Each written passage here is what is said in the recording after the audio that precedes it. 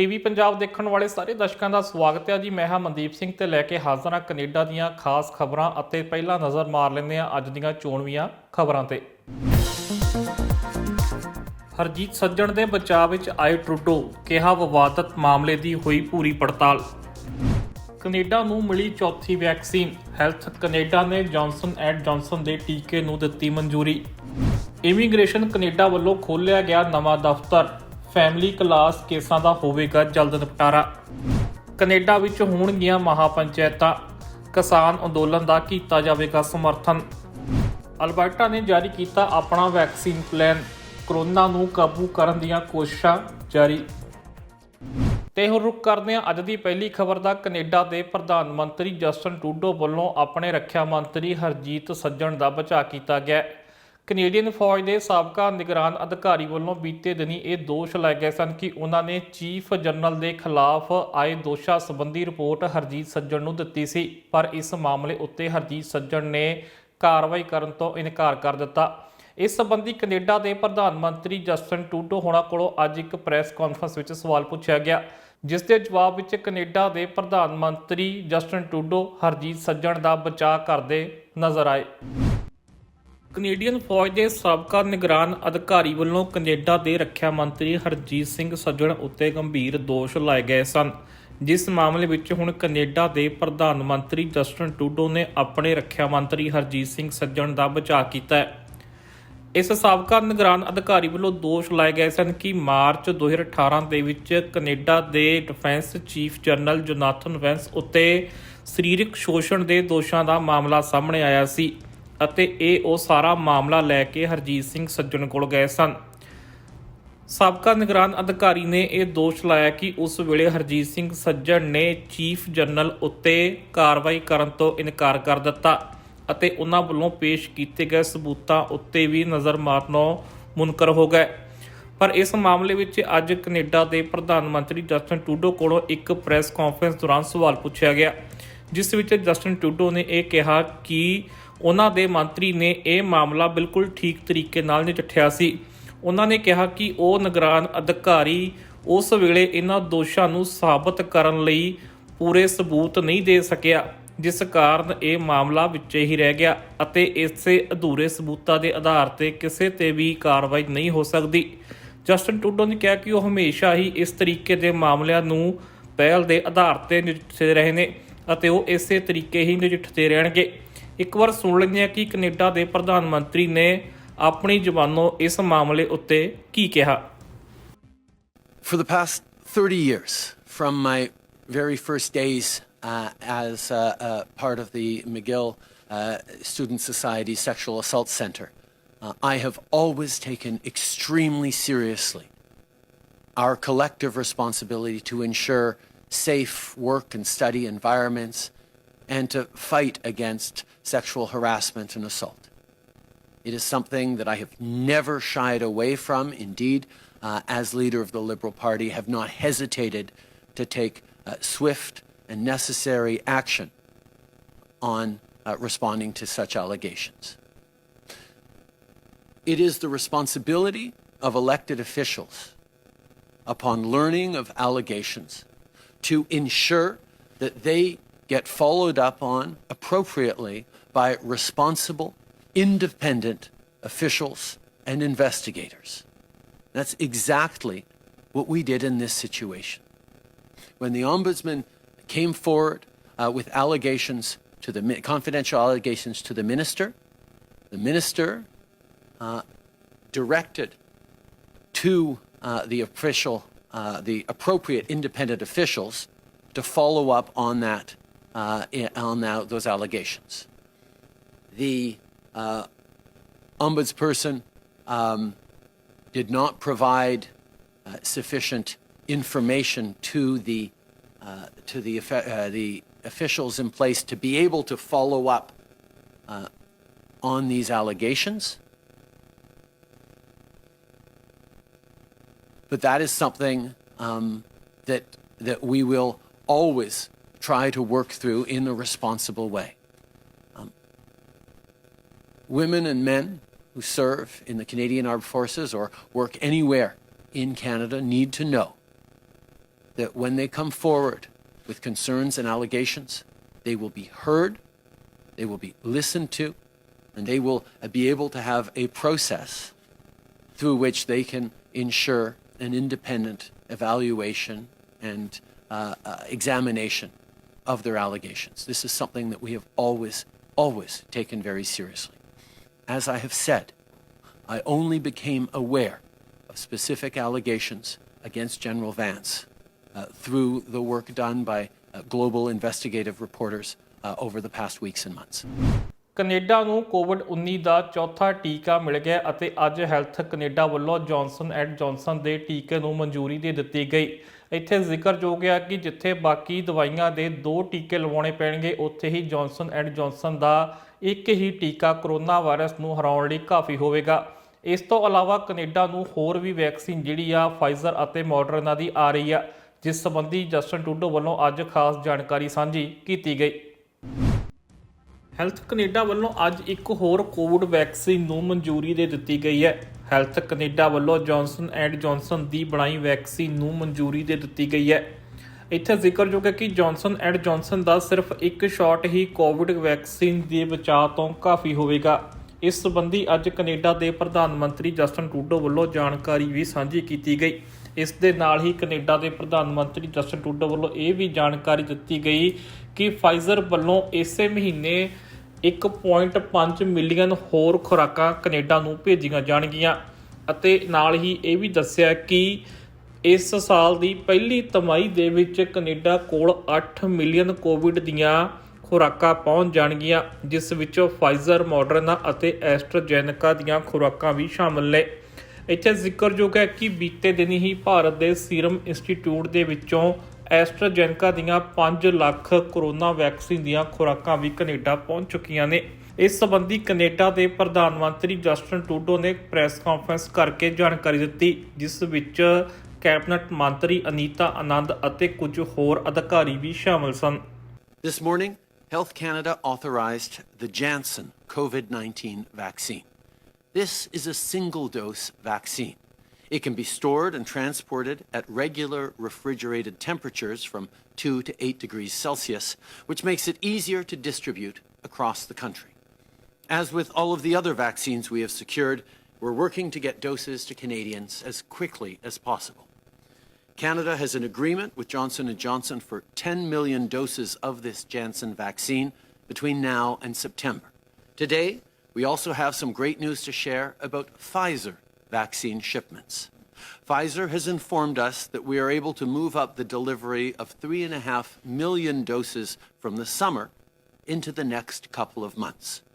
Pfizer will be delivering an additional 1.5 million doses to Canada this March, moving deliveries ahead of schedule.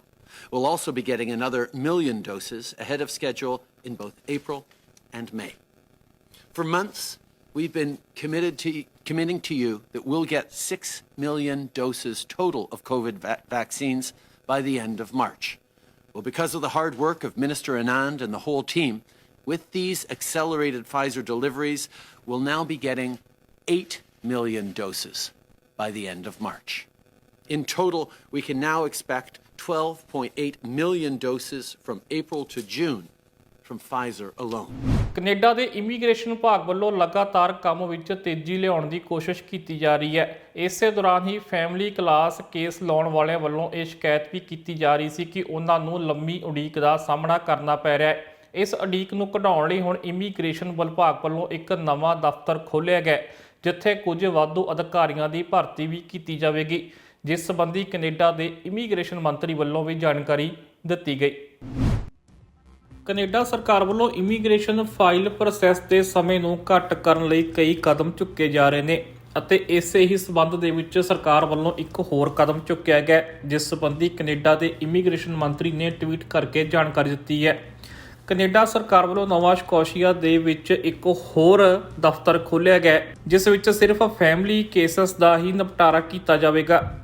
ਜ਼ਿਕਰਯੋਗ ਹੈ ਕਿ family class cases ਦੇ ਵਿੱਚ ਲੋਕਾਂ ਨੂੰ ਕਾਫੀ ਉਡੀਕ ਕਰਨੀ ਪੈ ਰਹੀ ਹੈ ਅਤੇ ਸਰਕਾਰ ਤੋਂ ਲਗਾਤਾਰ ਇਹ ਮੰਗ ਕੀਤੀ ਜਾ ਰਹੀ ਸੀ ਕਿ ਇਸ ਉਡੀਕ ਨੂੰ ਘਟਾਇਆ ਜਾਵੇ ਅਤੇ ਜਲਦ ਤੋਂ ਜਲਦ ਉਹਨਾਂ ਦੇ ਪਰਿਵਾਰਾਂ ਨੂੰ ਇਕੱਠਾ ਕੀਤਾ ਜਾਵੇ। ਇਸੇ ਤਹਿਤ ਹੀ ਹੁਣ ਨੋਵਾ ਸਕੋਸ਼ੀਆ ਦੇ ਸਿਡਨੀ ਦੇ ਵਿੱਚ ਇੱਕ ਹੋਰ ਦਫ਼ਤਰ ਖੋਲ੍ਹਿਆ ਗਿਆ, ਜਿੱਥੇ 62 ਹੋਰ ਨਵੇਂ ਅਧਿਕਾਰੀਆਂ ਨੂੰ ਭਰਤੀ ਕੀਤਾ ਗਿਆ, ਜੋ ਸਿਰਫ ਤੇ ਸਿਰਫ ਫੈਮਿਲੀ ਕਲਾਸ ਕੇਸਸ ਦਾ ਹੀ ਨਿਪਟਾਰਾ ਕਰਨਗੇ। ਇਸ ਸੰਬੰਧੀ ਅੱਜ ਇਮੀਗ੍ਰੇਸ਼ਨ ਮੰਤਰੀ ਨੇ ਟਵੀਟ ਕਰਕੇ ਜਾਣਕਾਰੀ ਵੀ ਦਿੱਤੀ ਅਤੇ ਉਹਨਾਂ ਨੇ ਇਸ ਸੰਬੰਧੀ ਖੁਸ਼ੀ ਵੀ ਪ੍ਰਗਟ ਕੀਤੀ। ਕੈਨੇਡਾ ਵੱਲੋਂ ਇਸ ਸਾਲ 4,01,000 ਲੋਕਾਂ ਨੂੰ ਕੈਨੇਡਾ ਵਿੱਚੋਂ ਲਿਆਉਣ ਦਾ ਅਤੇ ਉਹਨਾਂ ਨੂੰ ਪੱਕੇ ਕਰਨ ਦਾ ਟੀਚਾ ਰੱਖਿਆ ਗਿਆ, ਜਿਸ ਵਿੱਚ ਐਕਸਪ੍ਰੈਸ ਐਂਟਰੀ ਦੇ ਨਾਲ ਫੈਮਿਲੀ ਕਲਾਸ ਨੂੰ ਵੀ ਅਹਿਮ ਮੰਨਿਆ ਜਾ ਰਿਹਾ ਹੈ ਅਤੇ ਇਸੇ ਪਾਸੇ ਨੂੰ ਹੀ ਹੁਣ ਕੈਨੇਡਾ ਵੱਲੋਂ ਕਦਮ ਚੁੱਕੇ ਜਾ ਰਹੇ ਨੇ। ਖਾਸ ਕਰਕੇ ਸਪਾਊਸ ਵੀਜ਼ਾ ਦੇ ਵਿੱਚ ਵੀ ਇਸ ਵਕਤ ਕਾਫੀ ਉਡੀਕ ਕਰਨੀ ਪੈ ਰਹੀ ਹੈ ਅਤੇ ਕੁਝ ਲੋਕਾਂ ਵੱਲੋਂ ਸ਼ਿਕਾਇਤ ਇਹ ਵੀ ਕੀਤੀ ਜਾ ਰਹੀ ਹੈ ਕਿ 1 ਸਾਲ ਤੋਂ ਵੱਧ ਸਮਾਂ ਵੀ ਉਹਨਾਂ ਨੂੰ ਉਡੀਕਦਿਆਂ ਹੋ ਗਿਆ ਅਤੇ ਹਾਲੇ ਤੱਕ ਉਹਨਾਂ ਦੀ ਫਾਈਲ ਦਾ ਨਿਪਟਾਰਾ ਨਹੀਂ ਕੀਤਾ ਗਿਆ, ਜਿਸ ਨੂੰ ਅਤੇ ਇਸੇ ਸਮੱਸਿਆ ਨੂੰ ਹੱਲ ਕਰਨ ਲਈ ਹੀ ਹੁਣ ਕੈਨੇਡਾ ਸਰਕਾਰ ਵੱਲੋਂ ਇਹ ਕਦਮ ਚੁੱਕਿਆ ਗਿਆ। ਕੈਨੇਡਾ ਦੇ ਵਿੱਚ ਕੁਝ ਲੋਕ ਕਈ ਸਾਲਾਂ ਤੋਂ ਰਹਿ ਰਹੇ ਨੇ, ਪਰ ਹਾਲੇ ਤੱਕ ਉਹਨਾਂ ਨੂੰ PR ਸਟੇਟਸ ਨਹੀਂ ਮਿਲ ਸਕਿਆ। ਉਹਨਾਂ ਲਈ ਹੁਣ ਇੱਕ ਖਾਸ ਮੁਹਿੰਮ ਚਲਾਈ ਗਈ ਹੈ, ਜਿਸ ਦੀ ਅਗਵਾਈ ਹੋਪ ਵੈਲਫੇਅਰ ਸੁਸਾਇਟੀ ਵੱਲੋਂ ਕੀਤੀ ਜਾ ਰਹੀ ਹੈ।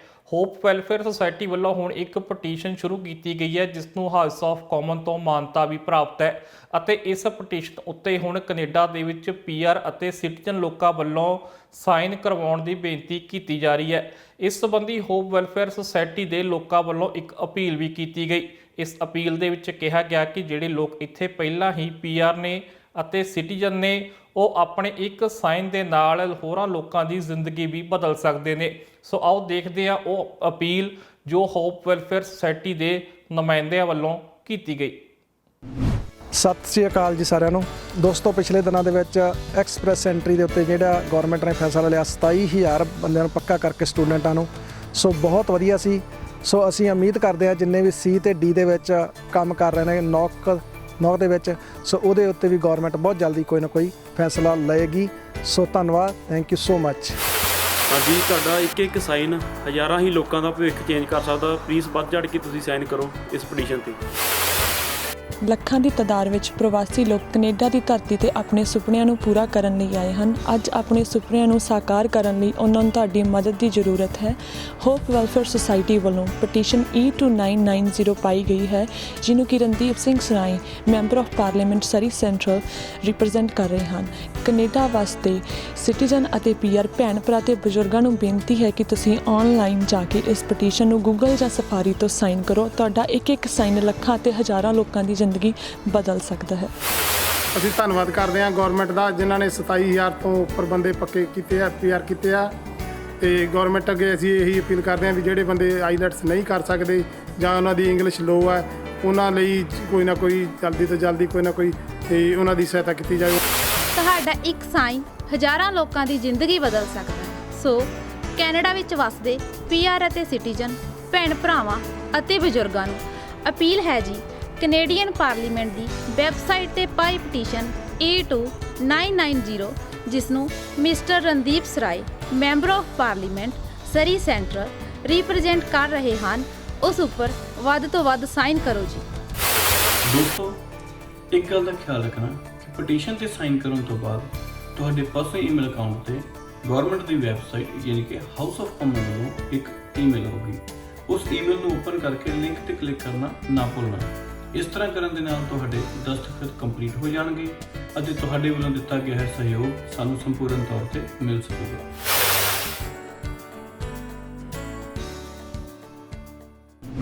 ਕੈਨੇਡਾ ਵਿੱਚ ਕਿਸਾਨ ਅੰਦੋਲਨ ਦੇ ਸਮਰਥਨ ਦੇ ਵਿੱਚ ਲਗਾਤਾਰ ਕਾਰ ਰੈਲੀਆਂ ਕੀਤੀਆਂ ਜਾ ਰਹੀਆਂ ਨੇ ਅਤੇ ਵੱਡੀ ਗਿਣਤੀ ਵਿੱਚ ਲੋਕਾਂ ਵੱਲੋਂ ਇਸ 'ਚ ਸ਼ਮੂਲੀਅਤ ਕੀਤੀ ਜਾ ਰਹੀ ਹੈ, ਜਿਸ ਤੋਂ ਉਤਸ਼ਾਹਿਤ ਹੋ ਕੇ ਹਰ ਵੀਕਐਂਡ ਤੇ ਕੋਈ ਨਾ ਕੋਈ ਨਵਾਂ ਪ੍ਰੋਗਰਾਮ ਦਿੱਤਾ ਜਾ ਰਿਹਾ ਹੈ ਅਤੇ ਹੁਣ ਕੈਨੇਡਾ ਦੇ ਵਿੱਚ ਮਹਾ ਪੰਚਾਇਤਾਂ ਕਰਵਾਉਣ ਦਾ ਪ੍ਰੋਗਰਾਮ ਦਿੱਤਾ ਜਾ ਰਿਹਾ ਹੈ, ਜਿਸ ਵਿੱਚ ਨਾ ਸਿਰਫ ਰੋਸ ਪ੍ਰਦਰਸ਼ਨ ਕੀਤਾ ਜਾਵੇਗਾ ਬਲਕਿ ਗੰਭੀਰ ਵਿਸ਼ਿਆਂ ਉੱਤੇ ਵਿਚਾਰ ਚਰਚਾ ਵੀ ਕੀਤੀ ਜਾਵੇਗੀ।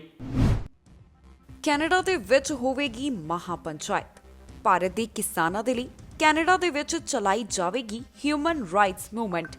ਕੈਨੇਡਾ ਦੇ ਵੱਖ-ਵੱਖ ਪ੍ਰੋਵਿੰਸਸ ਦੇ ਵਿੱਚ ਜਾ ਕੇ ਵਿਧਾਨ ਸਭਾ ਦੇ ਬਾਹਰ ਪ੍ਰਦਰਸ਼ਨ ਕਰਨ ਤੋਂ ਬਾਅਦ ਹੁਣ ਕੈਨੇਡਾ ਦੇ ਸਿਟੀ ਹਾਲ ਦੇ ਵਿੱਚ ਪ੍ਰੋਟੈਸਟ ਕਰਨ ਦੀ ਵਾਰੀ ਆਈ ਹੈ। ਬਰਨਵੀ ਦੇ ਵਿੱਚ 6 ਮਾਰਚ ਨੂੰ ਮਹਾ ਪੰਚਾਇਤ ਰੱਖੀ ਗਈ ਹੈ।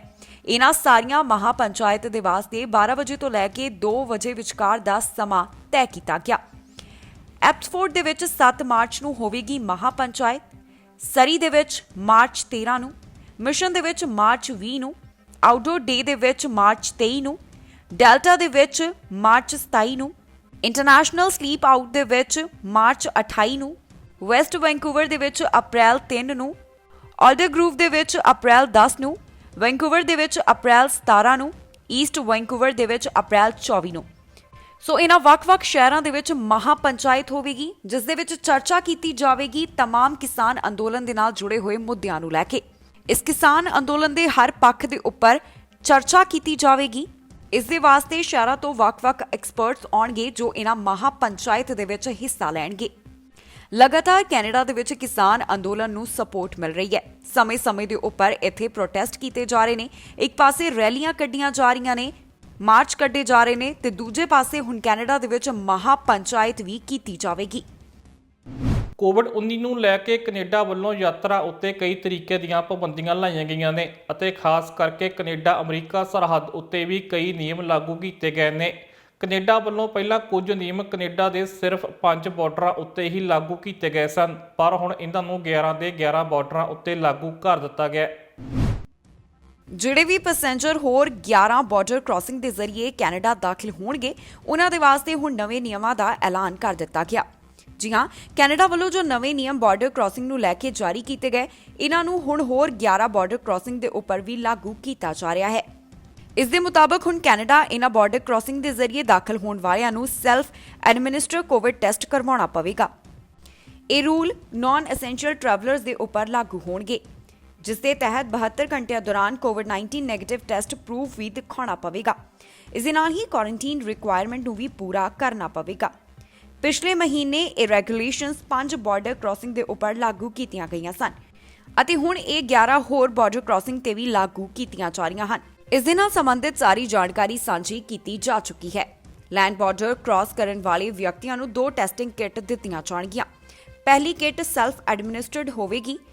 ਕੈਨੇਡੀਅਨ ਰੈੱਡ ਕ੍ਰਾਸਿੰਗ ਦੀ ਐਮਰਜੈਂਸੀ ਮੈਨੇਜਮੈਂਟ ਰਿਸਪਾਂਸ ਆਪਰੇਸ਼ਨ ਦੇ ਵਾਈਸ ਪ੍ਰੈਜ਼ੀਡੈਂਟ ਨੇ ਕਿਹਾ ਹੈ ਕਿ ਸਾਡਾ ਵਿਅਕਤੀ ਕ੍ਰਾਸਿੰਗ ਕਰਨ ਵਾਲੇ ਵਿਅਕਤੀ ਨੂੰ ਆਪਣਾ ਸੈਂਪਲ ਐਡਮਿਨਿਸਟਰ ਕਰਦਿਆਂ ਪੈਕ ਕਰਦਿਆਂ ਆਬਜ਼ਰਵ ਕਰੇਗਾ।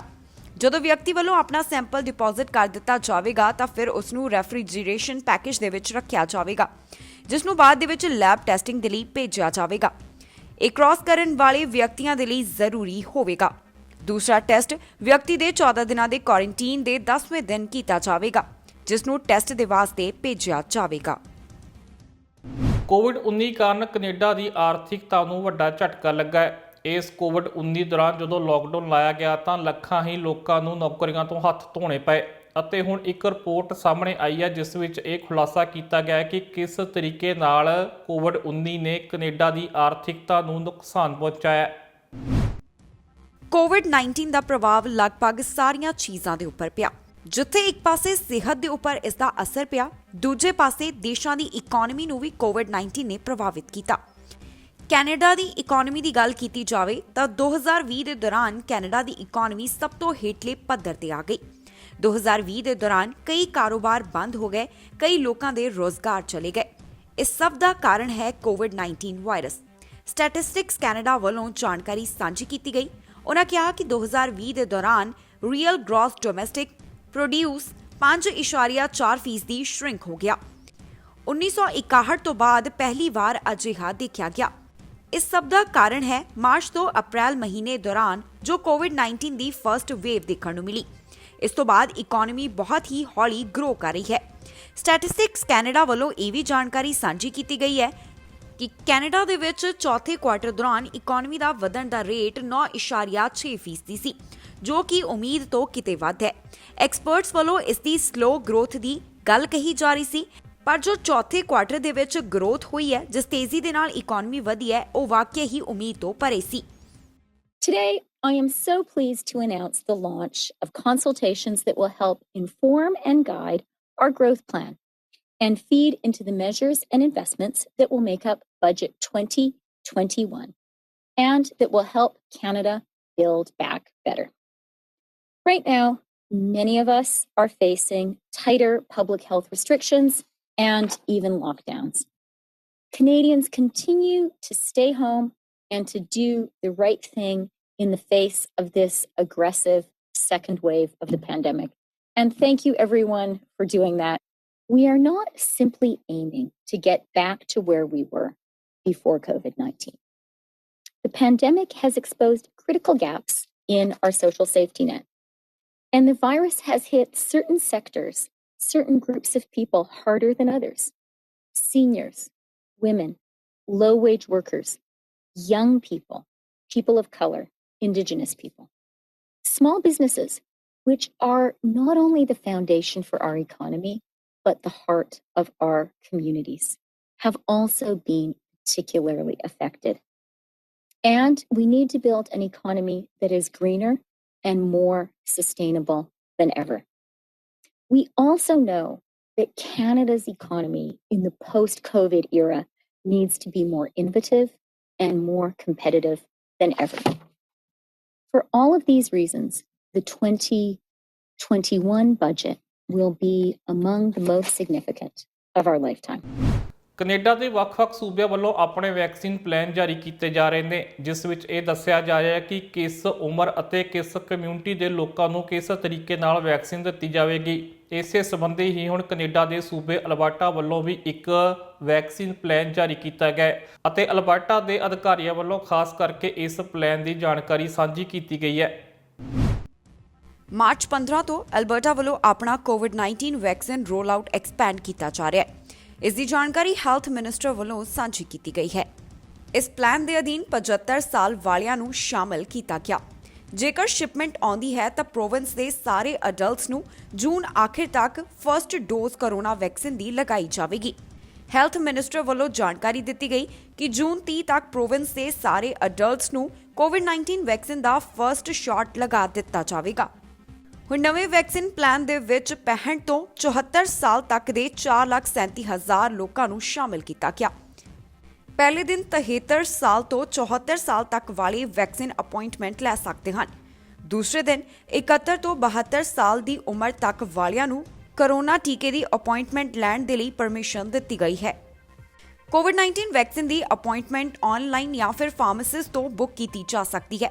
ਇਸ ਦੇ ਨਾਲ ਹੀ 811 ਤੋਂ ਵੀ ਬੁਕਿੰਗ ਕੀਤੀ ਜਾ ਸਕਦੀ ਹੈ।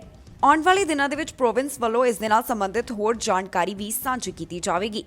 ਮਿਨਿਸਟਰ ਨੇ ਕਿਹਾ ਹੈ ਕਿ ਜਲਦ ਹੀ ਐਸਟ੍ਰਾਜੈਨੇਕਾ ਦੀ ਵੀ ਸ਼ੁਰੂਆਤ ਇੱਥੇ ਕਰ ਦਿੱਤੀ ਜਾਵੇਗੀ, ਜਾਣੀ ਕਿ ਐਸਟ੍ਰਾਜੈਨੇਕਾ ਵੈਕਸੀਨ ਵੀ ਇੱਥੇ ਲੋਕਾਂ ਨੂੰ ਲਗਾਇਆ ਜਾਵੇਗਾ।